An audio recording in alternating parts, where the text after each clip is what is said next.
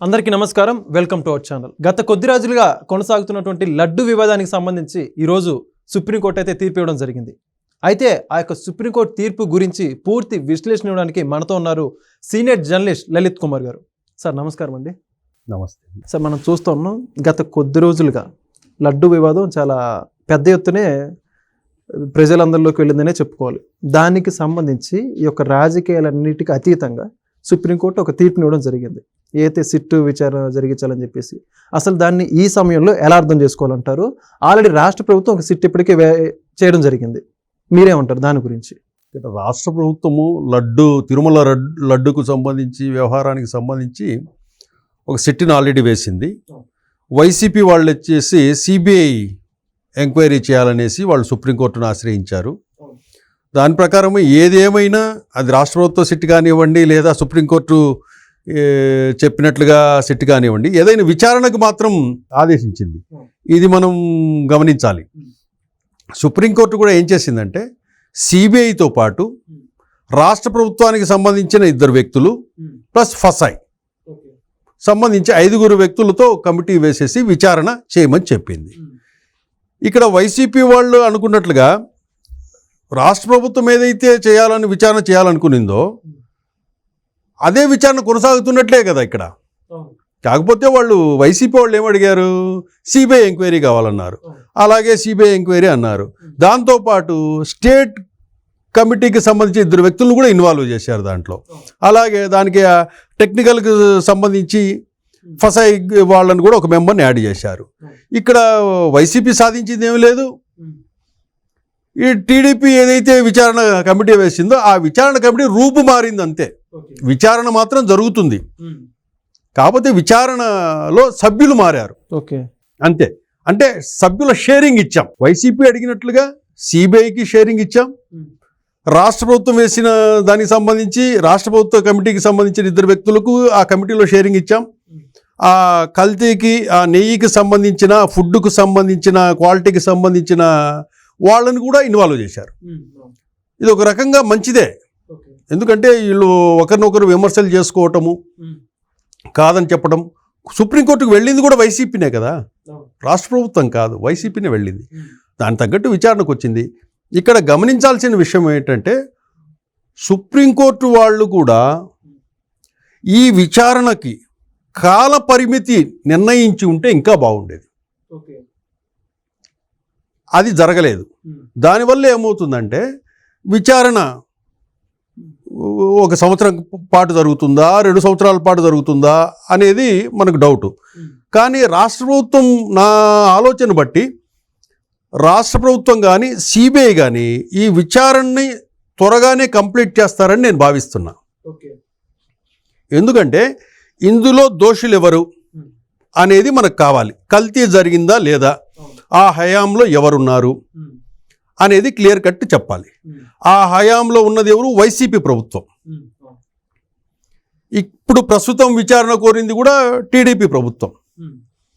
కాకపోతే ఇక్కడ సుప్రీంకోర్టు అనేది వాళ్ళ తీర్పులో, వాళ్ళ నిర్ణయంలో దీనికి ఒక 6 నెలల సమయం కాల పరిమితి విధించి ఉంటే కొంచెం అందరికీ వేగవంతంగా విచారణ వేగవంతంగా జరిగిండేది. ఎప్పటికప్పుడు మనకు అప్డేట్స్ వచ్చాయి, జరిగిందా లేదనేది ఏ రోజుకి ఆ రోజు ప్రజలకు తెలుస్తూ ఉండేది. లేదా 3 నెలల లేదా 9 నెలల అనేది ఒక కాల పరిమితి విధించుంటే అది మంచి నిర్ణయంగా మనం చెప్పచ్చు. దానివల్ల ఆ నిర్ణయం లేని వల్ల మాకు కోర్టు కాలపరిమితి నిర్ణయించలేదు కదా, నిదానంగా చేస్తామండి, మా కంఫర్ట్ లేదు. మామూలుగా అయితే ఇప్పుడు సిబిఐ దగ్గర స్టాఫ్ కూడా లేరు. సిబిఐ దగ్గర స్టాఫ్ కూడా లేరు ఎంక్వైరీ చేయడానికి. ఇతరత్ర కేసులు, ఎక్కువ సంఖ్యలో కేసులు ఉన్నాయి కదా, ఆ సిబిఐకి సంబంధించి మ్యాన్ పవర్ కూడా తక్కువగానే ఉంది. ఇప్పుడు సిబిఐ నుంచి 2 వ్యక్తులను కేటాయించాలి. ఆల్రెడీ రాష్ట్ర ప్రభుత్వం దగ్గర ఆల్రెడీ టీం మెంబర్స్ ఉన్నారు. కాబట్టి కాలపరిమితి ఇచ్చింటే కొంచెం స్పీడ్ అయ్యే అవకాశం ఉంది. ఇక్కడ ఇంకో విషయం గమనించాల్సిన అంశం ఏంటంటే వైసీపీ ప్రభుత్వంలో జరిగింది ఇది. ఇక్కడ వైసీపీకి సిబిఐకి కొంత వైరం ఉంది. ఏ విషయంలో చెప్పమంటారా? వివేకానంద రెడ్డి గారి హత్య విషయంలో సిబిఐ అధికారి రామ్ సింగ్ అనే వ్యక్తిపై ఇదే వైసీపీకి సంబంధించిన వాళ్ళు కేసులు పెట్టారు. దీంతో వైసీపీ అంటే మమ్మల్ని ఇబ్బంది కలిగించింది, మమ్మల్ని టార్గెట్ చేసి వేధించిందనే విషయం సిబిఐకి కూడా ఉంది. వైసీపీ వాళ్ళు మమ్మల్ని ఇబ్బంది పెట్టారు, మా అధికారి మీదను కూడా ఎదురు కేసులు పెట్టారు. కడప జిల్లాలో విచారణ జరిగే క్రమంలో ఆ సిబిఐ జీపు డ్రైవర్ను కూడా బెదిరించారు. అనేక ఇబ్బందులు కూడా గురి చేస్తారు. వార్తలు కూడా వచ్చాయి. అవును, కడప సెంట్రల్ జైలు దగ్గర ఈ వివేకానంద రెడ్డి కేసు విచారణ ఎవరైతే చేస్తున్నారో ఆ అధికారికి సంబంధించిన కారు డ్రైవర్ను కూడా బెదరగొట్టారు, బెదిరించారు, ఊరు వదిలిపెట్టి వెళ్ళమన్నారు. ఈ వైసీపీకి సంబంధించిన వ్యక్తులే. కాబట్టి ఇప్పుడు వైసీపీ వాళ్ళు కోరుకునిందే ఈ సిబిఐ ఎంక్వైరీ. ఇప్పుడు ఆ సిబిఐ ఇప్పుడు వస్తుంది. అర్థమైందా? ఇక్కడ మీరేమనుకుంటున్నారు, రాష్ట్ర స్థాయిలో చంద్రబాబు నాయుడు గారు ఉన్నారు, ఆయన వేసే సిట్టు ఏకపక్షంగా ఉంటుంది అని భావించి వీళ్ళు కోర్టుకు వెళ్ళారు. కోర్టు ఏం చేసింది, సిబిఐని ఇన్వాల్వ్ చేసింది. దీంట్లో సిబిఐ ఇన్వాల్వ్ చేయడం వల్ల ఏమైంది, ఇటు రాష్ట్ర ప్రభుత్వము ఇట్లా సిబిఐ ఇట్లా వైసీపీ ఆ రోజు హయాంలో ఉన్నింది ఎవరు, వైసీపీ. ఆ రోజు సిబిఐని ఇబ్బంది పెట్టింది ఎవరు, వైసీపీ. వివేకానంద రెడ్డి గారి కేసులో వైసీపీనే. అంటే ఇప్పుడు మొన్నటి వరకు చంద్రబాబు నాయుడు అనే వ్యక్తినే ఒక విచారణకు సంబంధించి అనుకుంటున్నారు. ఇప్పుడు దాంట్లో సిబిఐ కూడా వచ్చి చేరింది. అప్పుడు సిబిఐ వీళ్ళు ఎంత త్వరగా కావాలంటే అంత త్వరగా ఈ విచారణ పూర్తి చేస్తారని నేను అనుకుంటున్నా. ఓకే ఓకే సార్, ఇక్కడ ఇంకోటి చెప్పుకోవాల్సింది ఏంటంటే, ప్రధానంగా తెర మీదకి వస్తున్నటువంటి సందర్భం ఏదైనా ఉందంటే, ఇక్కడ వైవి సుబ్బారెడ్డి గారు ఏదైతే తిరుమల లడ్డు కల్తీ విషయం అప్పుడు తెర మీదకి వచ్చిందో, అసలుకి దీని మీద పూర్తి విచారణ వేయించనని చెప్పేసి సుప్రీంకోర్టులో పిటిషన్ కూడా దాఖలు చేయడం జరిగింది. ఆయనే మరలా ఇప్పుడు మీరు చూసుకుంటే నా హయాంలో కల్తీ జరగలేదు అంటున్నారు. అసలుకి ఇప్పుడే ఎలా చూస్తారు విచారణ జరిపించకుండా? అసలు ఆయన ఆరోపణల గురించి మీరేమంటారు? మొదట్లో కల్తీ జరగలేదనే విషయంగా, దాన్ని దుష్ప్రచారం చేస్తున్నారనే విషయంగా సుప్రీంకోర్టుకు అప్రోచ్ అయ్యారు. సుప్రీంకోర్టు ఎప్పుడైతే ఎంక్వైరీ కమిటీని వేసిందో, ఆ ఎంక్వైరీ కమిటీ వేసిన తర్వాత వెంటనే సుబ్బారెడ్డి గారు ఏం చేశారంటే, నా హయాంలో ఏఆర్కు డైరీకి సంబంధించిన వ్యవహారం జరగలేదు అని చెప్పి ప్రకటించాడు. అంటే దాని అర్థం ఏంటి, నా హయాం నేను ఉన్నప్పుడు నేను ఆ వ్యవహారం నేను నడిపించలేదు, ఆ లావాదేవీ ఏఆర్ నెయ్యికి సంబంధించిన ట్రాన్సాక్షన్ నా హయాంలో జరగలేదు అని చెప్పాడు. అంటే ఎవరి హయాంలో జరిగింది, ఆయన తర్వాత వచ్చిన టీటీడీ చైర్మన్ భూమన కరుణాకర్ రెడ్డి గారి హయాంలో జరిగిందని చెప్పినట్లు అవుతుంది. ఆయన తర్వాత ఆయనే కాబట్టి ఇంకా చెప్పినట్లు అవుతుంది. ఇక్కడ అది కల్తీ జరిగిందా లేదా, ఎవరి హయాంలో జరిగింది అనేది విచారణలో బయటపడుతుంది. విచారణకు సుబ్బారెడ్డి గారు నా హయాంలో జరిగిందని ప్రకటించినప్పటికీ విచారణకు సుబ్బారెడ్డి గారు హాజరు కావాల్సి ఉంటుంది, భూమన కరుణాకర్ రెడ్డి గారు కూడా హాజరు కావాల్సి ఉంటుంది. ఇద్దరు హాజరు కావాలి. ఏది విచారణ అధికారులు పిలిచి మీ దగ్గర ఇన్ఫర్మేషన్ కావాలంటే తప్పకుండా సుబ్బారెడ్డి గారు కూడా హాజరు కావాల్సి ఉంది. అప్పుడు ఎవరి హయాంలో అది జరిగింది, ఆ వ్యవహారం జరిగింది అనేది మనకు ప్రజలకు తెలిసే అవకాశం ఉంటుంది. ఓకే సార్, ఇక్కడ ఇంకోటి ప్రధానంగా చెప్పుకోవాల్సింది ఏంటంటే డిక్లరేషన్. ఇప్పుడు ఏదైతే జగన్మోహన్ రెడ్డి గారు అసలు మొదట తిరుమల వస్తాను, మళ్ళీ తర్వాత అప్పటికి చూసుకుంటే పర్యటన రద్దు చేసుకోవడం జరిగింది. అదే డిక్లరేషన్ కారణంగానే రద్దయిందంటారా? దీనికి సంబంధించి ఇక్కడ నేను గతంలో కూడా చెప్పాను, ఇక్కడ డిక్లరేషన్ ఇస్తే జగన్మోహన్ రెడ్డి గారి ఆలోచన ప్రకారం ఆయన కొన్ని ఇబ్బందులుగా ఉన్నట్లు మనం అనుకోవాలి. ఎందుకంటే ఎవరు కూడా, ఏ రాజకీయ పార్టీ నాయకులు కూడా, ఈవెన్ చంద్రబాబు నాయుడు గారు కానివ్వండి, హిందూ అంటారు. నా ఇలవేల్పు, మా ఇంటి ఇలవేల్పు శ్రీ వెంకటేశ్వర స్వామి అని చెప్తాడు, ఓపెన్గా చెప్తారు. పవన్ కళ్యాణ్ గారు ఉన్నారు, పవన్ కళ్యాణ్ గారు ఏమంటారు, నేను హిందువుని అని డైరెక్ట్గా పబ్లిక్లోనే చెప్పేస్తారు. మొన్న కూడా డిక్లరేషన్ మీద తిరుమల వెళ్ళినప్పుడు పవన్ కళ్యాణ్ గారు ఏం చేశారు, వాళ్ళ చిన్నమ్మాయి క్రిస్టియానిటీకి దానికి సంబంధించిన అమ్మాయి కాబట్టి ఆ అమ్మాయికి సంబంధించి డిక్లరేషన్ ఆ అమ్మాయి చేసి సంతకం పెట్టించి ఫాదర్గా ఆయన కూడా సంతకం చేశాడు. అంటే తమ ఏ మతము అనేది బహిరంగంగా చెప్పగలుగుతున్నారు అందరూ. మనకు ఎన్నో రాజకీయ పార్టీలు ఉన్నాయి, కేఏ పాల్ ఉన్నాడు, ఐఎమ్ క్రిస్టియన్ అంటాడు. మన ఎంఐఎం పార్టీ ఉంది, వాళ్ళు మేము ముస్లిమ్స్ అంటారు. వాళ్ళ వాళ్ళు ముస్లిమ్స్ అని చెప్పుకున్నా కూడా వాళ్ళ పార్టీ వాళ్ళ సిద్ధాంతాలు అవన్నీ ఆ స్ట్రక్చర్ అన్నీ వాళ్ళు చెప్పుకోగలుగుతారు. ఇక్కడ జగన్మోహన్ రెడ్డి అనే ఆయనే నేను క్రైస్తవుణ్ణి అని చెప్పడు, పోనీ హిందువుని నేను అని చెప్పడు. అది ఎందుకో అది ఇప్పటివరకు నాకు అర్థం కాలేదు, మన ఆంధ్రప్రదేశ్ ప్రజలకు కూడా అర్థం కాలేదు. ఇప్పుడు చెప్పడం వల్ల ఇబ్బంది ఏం లేదు. మీది ఒక రాజకీయ పార్టీ, మీ పార్టీలో అన్ని కులాలు ఉంటాయి, అన్ని మతాలు ఉంటాయి, అందరు ఉన్నారు. మీరు ఒక పార్టీ అధ్యక్షుడిగా ఐఎమ్ క్రిస్టియన్ అని చెప్తే ఏమవుతుంది? అంటే కొన్ని రకాల వర్గాల వాళ్ళు దూరం వచ్చిన ఆలోచన అనుకోవచ్చా? ఎవరికీ లేని ఆలోచన మీకెందుకు? ఇప్పుడు నిన్ననే జనసేన చీఫ్ పవన్ కళ్యాణ్ గారు వారాహి డిక్లరేషన్ ఇచ్చారు సనాతన ధర్మం గురించి. అప్పుడు ఆయన ఏం ఆలోచించాలి? మీ ముస్లిమ్స్లు ప్లస్ క్రైస్తవులతో నాకు వేరే అవుతారని భావించాలి కదా. చంద్రబాబు నాయుడు గారు ఏమంటారు? నేను మా ఇంటి ఇలవేల్పు వెంకటేశ్వర స్వామి అంటాడు, అంటే హిందూ అని. ఆయన ఆలోచించాలి కదా. ఇప్పుడు షర్మిల గారు ఉన్నారు, షర్మిల గారు ఆమె డైరెక్ట్గా క్రైస్తవు వాళ్ళ అని అందరికీ తెలుసు, హస్బెండ్ వీఆర్ క్రిస్టియన్స్ అని కూడా చెప్పేస్తారు. ఆమె కాంగ్రెస్ పార్టీ అధ్యక్షురాలుగా ఉన్నారు. దాంట్లో అందరూ అన్ని కులాలు మతాలు అన్ని పార్టీల్లో ఉంటారు. మనకి ఎందుకు చెప్పుకోవడానికి ఎందుకు అంత ఇబ్బంది? ఒక జగన్మోహన్ రెడ్డి గారికే ఏదో వేరవుతారు, దూరం అవుతారు అనే భావన అవసరం లేదు. మీ పార్టీలో అంతమంది ఉన్నారు, అన్ని కులాలు మతాలు ఉన్నారు, చెప్పుకోవచ్చు. చెప్పుకోనంత కాలం ఈ చర్చ జరుగుతుంటుంది. మనకు డిక్లరేషన్ పెట్టింటే మొన్న జగన్మోహన్ రెడ్డి గారు తిరుమలకు వెళ్ళిన తర్వాత ఆయన స్వచ్ఛందంగా డిక్లరేషన్ ఇచ్చుంటే బ్రహ్మాండంగా ఆయన ఒక ఉన్నత స్థాయిలో చూసుండేవాళ్ళు. తనకు వచ్చిన అవకాశాన్ని చేతులారా మిస్ చేసుకున్నట్లే. చిన్న సంతకం కొన్ని లక్షల మంది హృదయాలలో వాళ్ళు నిన్ను అడాప్ట్ చేసుకుని ఉండేవాళ్ళు, అంతే కదా. ప్రధానంగా అంటే ఆయన మీ ఉద్దేశం ప్రకారం తిరుమల వెళ్ళకపోవడానికి డిక్లరేషన్ సమస్యతో ఆగిపోయారంటారా? ఆయన ఆలోచన మీరు అన్నట్లు కొన్ని వర్గాలు దూరం అవుతాయి అనే భయం ఆయన వెంటాడుతుంది అని నా భావన. ఆయన ఆ ఫీలింగ్లో ఉన్నాడేమో. నేను సంతకం చేస్తే నన్ను క్రిస్టియన్ అనుకుంటారేమో, నేను సంతకం చేస్తే ఒక హిందూ దేవుడి దగ్గరికి నువ్వు క్రిస్టియన్గా పోయి డిక్లరేషన్ ఎలా ఇస్తావు అంటే కనుక కొంతమంది క్రైస్తవులకు కోపం వస్తుందేమో అనే భావన ఉండొచ్చు. నేను క్రైస్తవుడిని తెలిస్తే కనుక నాకు సంబంధించి తెలిసిన హిందువులంతా ఈ కరుడుగత్తిన హిందువులు ఎవరైతే ఉంటారో వాళ్ళు ఏమైనా దూరం అవుతారనే భావన ఆయనలో ఉండొచ్చు.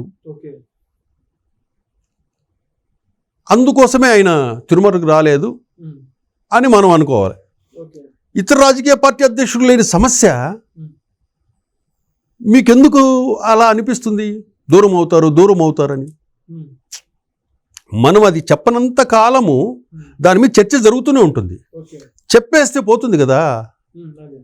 ఇప్పుడు మనకు అన్ని పార్టీలు, అన్ని మతాలు, అన్ని కులాలు, అన్ని పార్టీల్లో ఉన్నారు.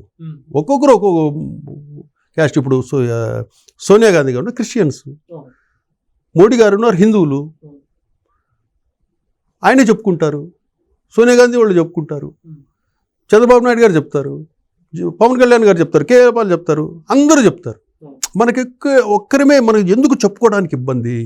అంటే అక్కడ కూడా రాజకీయ కోణంతో ఆలోచిస్తున్నారు. రాజకీయ కోణం కాదు, అవతల వ్యక్తులకు ఎందుకు అవకాశం ఇస్తున్నారు దీని మీద చర్చకి. అది సహజంగా న్యాయబద్ధంగా చట్టబద్ధంగా వాళ్ళు ఆ దేవస్థానంలో పెట్టిన పద్ధతి. అది డిక్లరేషను. ఒక పార్టీ మిమ్మల్ని ప్రెస్ చేస్తుంది డిక్లరేషన్ మీద సైన్ చేయండి అని. మీరు హుందాగా ఒక మాజీ సీఎంగా పోయి సంతకం చేసి వెళ్ళింటే మొన్న బ్రహ్మాండంగా ఉండేది. దాన్ని వెనకడు వేయడం వల్ల ఏమైందంటే కనుక అది అతనికే మైనస్ అయింది తప్పితే, ప్లస్గా అదే కనుక సంతకం పెట్టింటే కనుక చాలా ప్లస్ అయి ఉండేది. అంటే పాజిటివ్ థింక్. ఏది కూడా ఇప్పుడంతా మనం ఎంత దాచిపెట్టినా కూడా దాగే వ్యవహారాలు కాదు. టెక్నాలజీ మారిపోయింది, సోషల్ మీడియా వచ్చేసింది, ప్రతి ఒక్కటి నిమిషాల్లో ప్రజలకు జరిగిపోతుంది. ప్రతి కదలిక మనల్ని ప్రజలు గమనిస్తూ ఉంటారు. మంచి చేసినా చెడు చేసినా మనం నిజం చెప్తున్నామా అబద్ధం చెప్తున్నామా అని చెప్పేసి గమనిస్తూనే ఉంటారు. కాబట్టి వాళ్ళ మైండ్ సెట్కు తగినట్టు మనం నిర్ణయాలు ఉంటేనే మనం ముందుకు వెళ్ళగలుగుతాం. ఇప్పుడు జగన్మోహన్ రెడ్డి గారు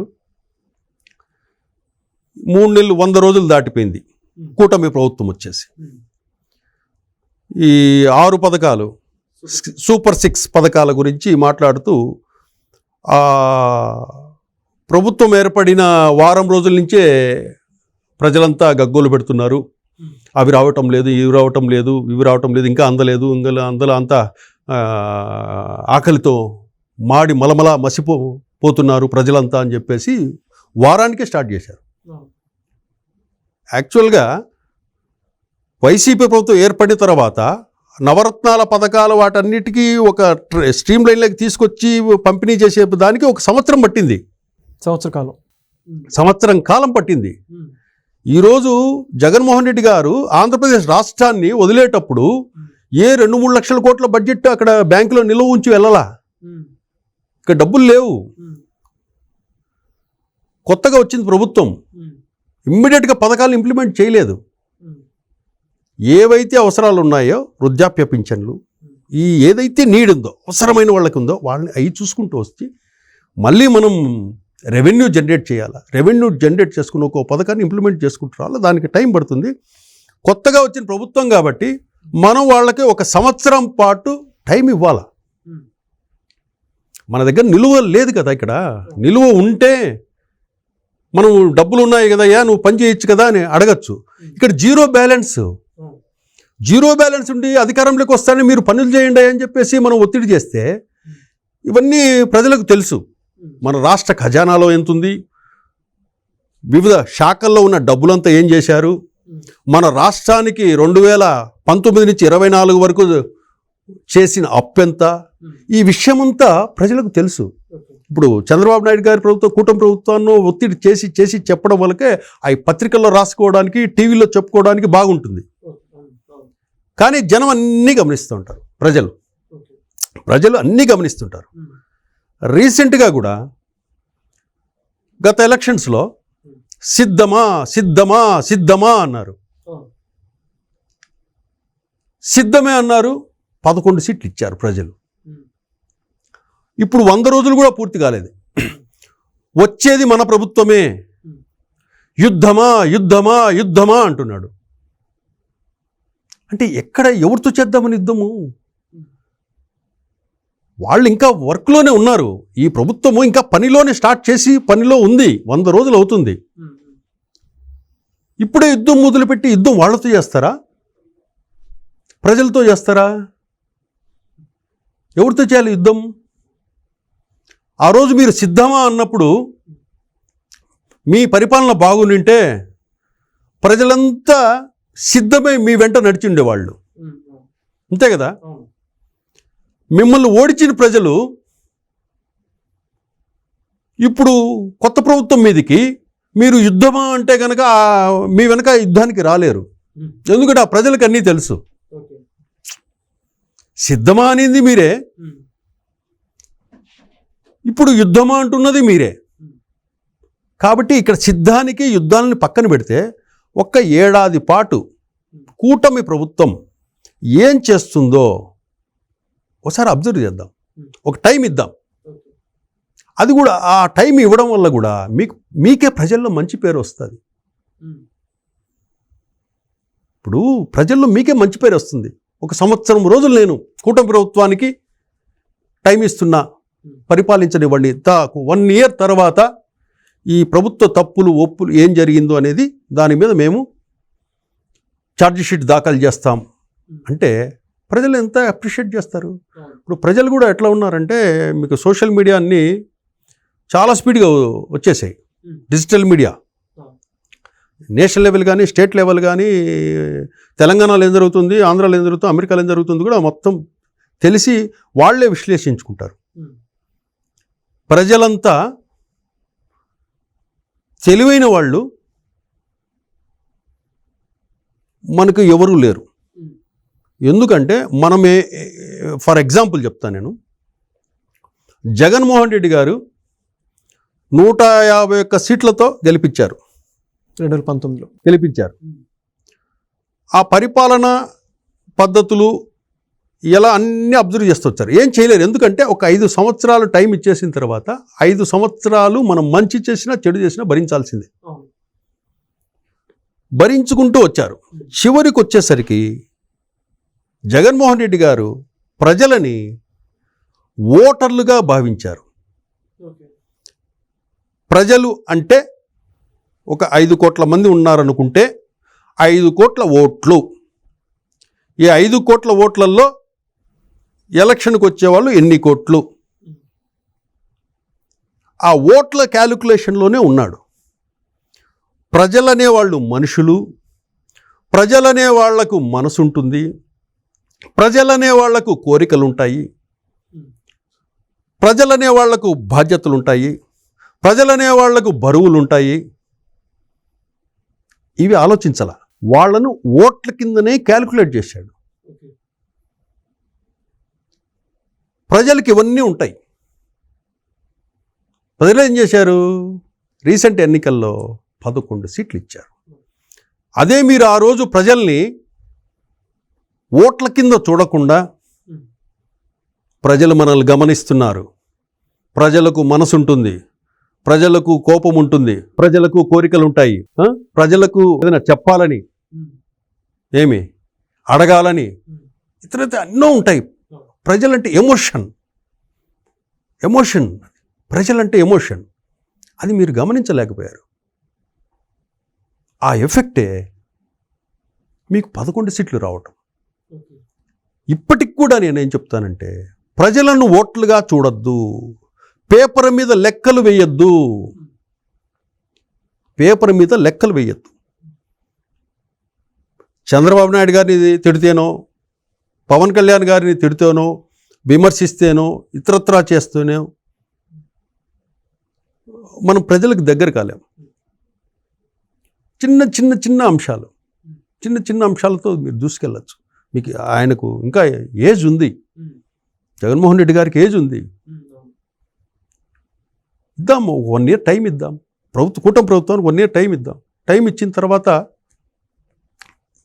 దాని తర్వాత మనము ఏదైనా వర్క్ స్టార్ట్ చేస్తే ప్రభుత్వం మీద వాళ్ళ వైఫల్యాలు కానివ్వండి, వాళ్ళ తప్పులు కానివ్వండి, మనం ప్రశ్నించి ఏదైనా చేస్తే దానికి ఒక అర్థం ఉంటుంది. ఇంకా వాళ్ళు చేసి ఇప్పుడే మొన్ననే పుట్టాడు బిడ్డ, ఇప్పుడిప్పుడే అడుగులు వేస్తున్నాడు అంటే, పరిగెత్తడం లేదు, చిన్నపిల్లోడు పరిగెత్తడం లేదు అని చెప్పి మనం వెంటబడితే చూసే జనానికి కూడా బాధగా, ఇబ్బందిగా ఉంటుంది. అది మనం ఇక్కడ జగన్మోహన్ రెడ్డి గారు కూడా చాలు, ఎంతసేపు మనము ఉన్నంతగా మనం సాధించింది ఏంటి, మనం చేయబోయేది, ఇవన్నీ అంశాలన్నీ కూడా కొద్ది రోజులు ప్లాన్ చేసి ఈ లోపల పార్టీ స్ట్రక్చర్ ఇవన్నీ కూడా పరిశీలించుకొని దాన్ని పార్టీ మీద కాన్సన్ట్రేట్ చేస్తే ఈ 1 year ఇంకా మెరుగైన మంచి పార్టీగా తయారు చేసుకోవచ్చు ఆయన. ఇప్పుడు జగన్మోహన్ రెడ్డి గారు కూడా అప్పుడు ఏ పార్టీలో ఎవరైతే ఉన్నారో వాళ్ళే ఉన్నారు. ఆ రోజు పార్టీకి నష్టం కలిగించిన వాళ్ళు ఎవరైతే ఉన్నారో వాళ్ళే ఉన్నారు. మళ్ళీ ఇప్పుడే ఏం మారలేదండి, ఏం మారలేదు కదా. ఇప్పుడు ఇచ్చే డిసిగ్నేషన్స్, మన కమిటీలు ఇవన్నీ కూడా ఇప్పుడు వాళ్ళనే ఉన్న వాళ్ళకి ఏదో ఒకటి డిసిగ్నేషన్స్, పోస్టింగ్స్ ఇచ్చుకుంటున్నారు. పార్టీకి సంబంధించిన పదవులన్నీ కూడా కొత్త టీమును తయారు చేసుకోవటంలా, కొత్త టీమును సెర్చ్ చేయాలి ఆయన. పాత టీం చేసే వ్యవహారాలు ఆ రోజే నిర్ణయాలు తీసుకునింటే, ఆ రోజే రోడ్ల మీద డ్యాన్సులు వేసినప్పుడే చర్యలు తీసుకునింటే, ఆ రోజు అన్నీ చేస్తుందా అన్న వ్యక్తుల మీద యాక్షన్ తీసుకునింటే, ఆ రోజే అరగంట గంట అన్న వాళ్ళ మీద యాక్షన్ తీసుకుని ఉంటే ఇటువంటి పరిస్థితి వచ్చిండేది కాదు. అవన్నీ స్వయంకృత్పరాధం జగన్మోహన్ రెడ్డి గారు చేసుకునింది. అది ఇప్పటికైనా తిరిగి వాళ్ళని పోస్టింగ్ ఇస్తున్నారు పార్టీలో. ఇది జనం చూస్తుంటారు కదా.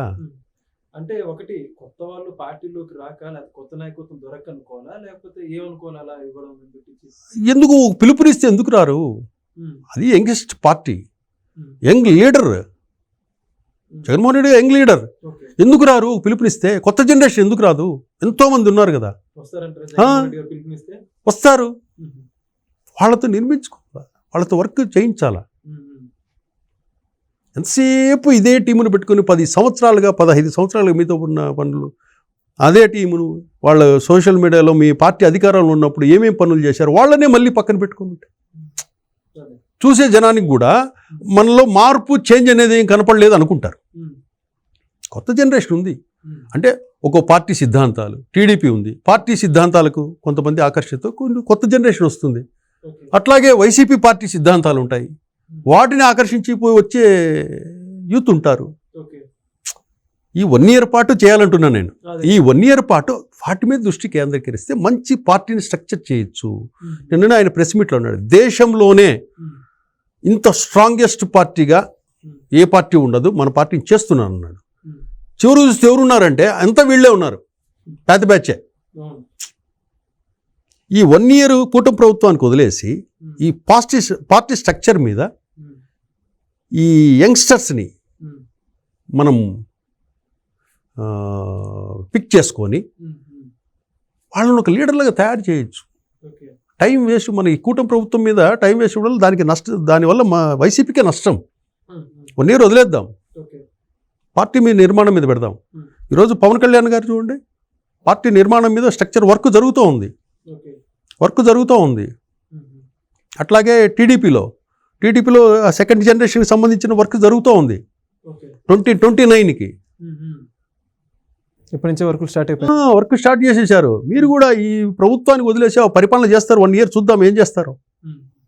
ఈ లోపల మన పార్టీ స్ట్రెంగ్తెన్, కొత్త జనరేషన్, కొత్త రక్తం, దాని మీద కాన్సన్ట్రేట్ చేస్తే జగన్మోహన్ రెడ్డి గారు మంచి రిజల్ట్స్ వస్తాయి. చివరిగా సార్, దీనికి సంబంధించి అయితే సుప్రీంకోర్టు ఈరోజు ఇచ్చిన జడ్జిమెంట్ సంబంధించి జగన్మోహన్ రెడ్డి గారు వైఎస్ఆర్సీపీ పార్టీ నాయకుడిగా కొన్ని కమెంట్స్ అయితే చేయడం జరిగింది. ఇప్పటికి కూడా ఆ సుప్రీంకోర్టు జడ్జిమెంట్ మీద మాట్లాడకుండా చంద్రబాబు నాయుడు గారి మీద వ్యాఖ్యలు చేస్తూ ఉన్నారు. దీని గురించి ఏమంటారు మీరు?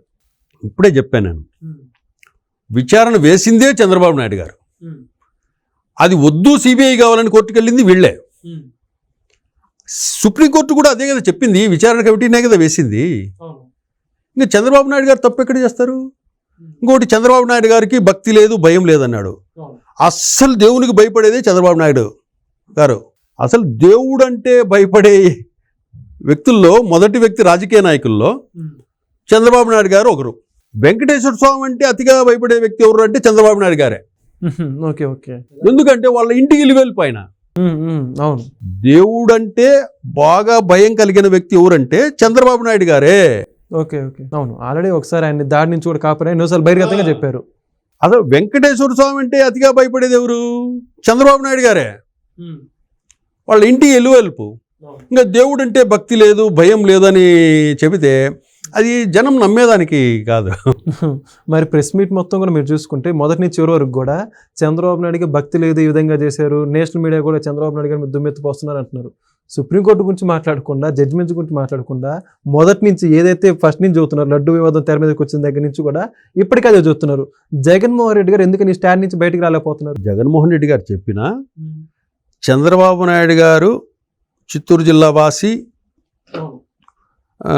40 ఏళ్లుగా ఉన్నాడు, ఎన్నోసార్లు ముఖ్యమంత్రిగా తన కుటుంబ సభ్యులతో సతీ సమేతంగా స్వామివారికి పట్టు వస్త్రాలు ఎన్నిసార్లు సమర్పించాడు, ఏమిటి కథ వ్యవహారం ప్రజలకంతా తెలుసు. ఆయనకు భయం లేదు, ఆయన అనేది ఉత్తది. ఆయనకు భయం ఉంది కాబట్టే బయట పెట్టాడు. భయం, వెంకటేశ్వర స్వామి అంటే భయం ఉంది కాబట్టే లడ్డూలో ఏం వ్యవహారం జరుగుతుందో విషయం బయట పెట్టాడు. లేకపోతే కనుక అది బయట పెట్టేవాడు కాదు కదా. భయం ఉంది కాబట్టి బయట పెట్టాడు. భయం లేకపోతే కనుక దాన్ని పక్కన వేసేసి ఉండేవాళ్ళు. కాకపోతే ఏంటంటే చంద్రబాబు కోర్టు తీర్పు వచ్చింది కాబట్టి 10 సార్లు చంద్రబాబు నాయుడు గారు అంటే కనుక జనం వినే వాళ్ళు ఎవరైనా సుప్రీంకోర్టు చంద్రబాబు నాయుడు గారిని ఏదో అనింది అనే విధంగా అది ప్రొజెక్షన్. ఎందుకంటే వీళ్ళు పొలిటికల్ లీడర్స్ కదా, ఆ సందర్భాన్ని బట్టి ఆ ప్రొజెక్షన్ ఎక్కువ దాని మీద కాన్సన్ట్రేట్ చేస్తారు. జగన్మోహన్ రెడ్డి గారు కూడా అదే చేశారు. ఇక్కడ మనం చెప్పాల్సింది ఫస్ట్ చంద్రబాబు నాయుడు గారు దేవుడంటే భయం భక్తి ఉన్న వ్యక్తి చంద్రబాబు నాయుడు గారు. వెంకటేశ్వర స్వామి అంటే అతి భయభక్తులు ఉన్నవాడే చంద్రబాబు నాయుడు గారు. అది గమనించాలి, అది ప్రజలకు అందరికీ తెలుసు. కాకపోతే మనం ఈజీగా ఒక మాట అనేయచ్చు మీడియా ముందు, ఇంకోటి ఇవి పేపర్లో రాసుకోవటానికో టీవీలలో స్క్రోలింగ్స్ బ్రేకింగ్స్ వేసుకోవడానికో ఈ డైలాగ్స్ ఉపయోగపడతాయి. అదంతా ఎవరు ఏంటి అనేది జనాలకు పబ్లిక్ అందరికీ తెలుసు. ఈ సుప్రీంకోర్టు తీర్పుతో ఎవరికి చుక్కెదురైందంటే మీరేమంటారు? ఇక్కడ చుక్కెదురు కాదు, ఇక్కడ మనం ఆ విధంగా ఆలోచించడం కంటే ఇప్పుడు కోర్టుకు వెళ్ళింది సుబ్బారెడ్డి గారు. సుబ్బారెడ్డి గారు వెళ్ళిన తర్వాత ఆయన ఏమడిగాడో అదే చెప్పింది. యాక్చువల్గా వీళ్ళు వెళ్ళిన ఉద్దేశం వేరు,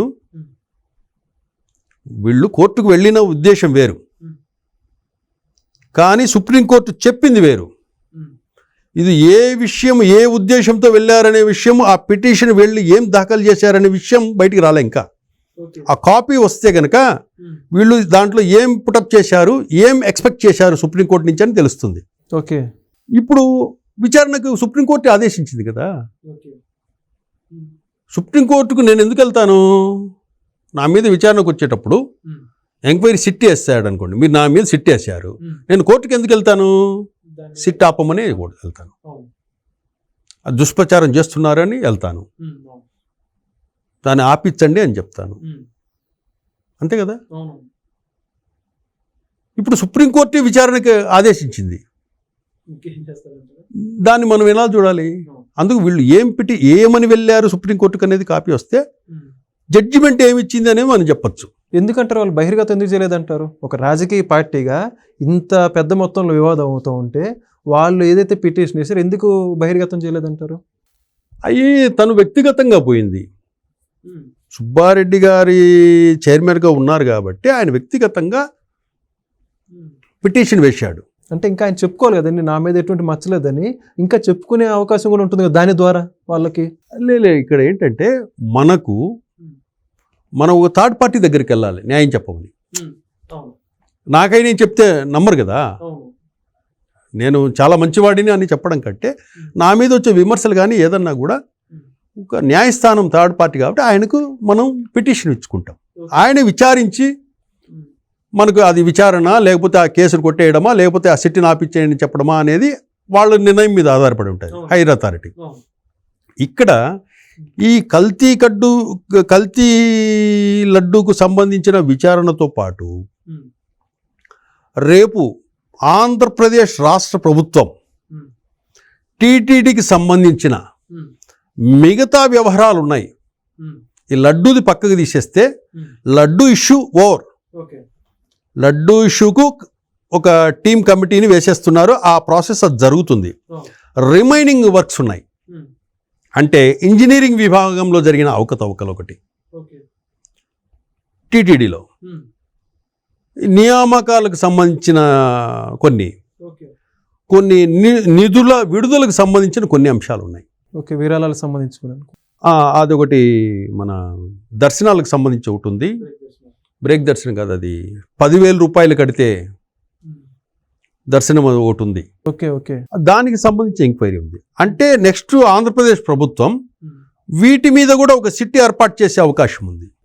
అయితే ఇది లడ్డూతో ముగిసిపోయేది కాదంటారు. లడ్డూది సపరేట్, అది సుప్రీంకోర్టు పరిధికి వెళ్ళింది. సుప్రీంకోర్టు సిబిఐ అడిగారు, సిబిఐ వేసింది. మిగతా రిమైనింగ్ ఈ వ్యవహారాలకు ఒక సిట్ వేసే అవకాశం ఉంది. అంటే అది ఎంక్వైరీ అది జరుగుతుంటుంది. ఇక్కడ భూమన కరుణాకర్ రెడ్డి గారికి సంబంధించి ఆయన హయాంలో జరిగిన ఇంజనీరింగ్ పనులకు సంబంధించిన వ్యవహారము ఒకటి నడుస్తూ ఉంది. ఆయనకు సంబంధించిన ఆరోపణలుగా ఎదుర్కొంటున్న ఈ voter ID cards, epic cards download కూడా సిఐడి దగ్గర ఉంది. అదొక కేసు ఉంది. ప్లస్ ఇంజనీరింగ్ విభాగంలో జరిగిన అవకతవకలు, ఆ ఫండ్ రిలీజింగ్స్, వాటికి సంబంధించిన విచారణ కొన్ని ఎంక్వైరీ చేయాల్సిన అవసరం ఉంది. ఆ దిశగా ఈ స్టేట్ గవర్నమెంట్ దాని మీద కాన్సన్ట్రేట్ చేసే అవకాశం ఉంది. ఓకే, అయితే మొత్తానికి బాబు గారు చెప్పినట్టు టీటీడీ ప్రక్షాళనలో భాగంగా లడ్డు ఇష్యూ పక్కన పెడితే నెక్స్ట్ ఆపరేషన్ టిటిడి అనేది కూడా స్టార్ట్ కావచ్చు.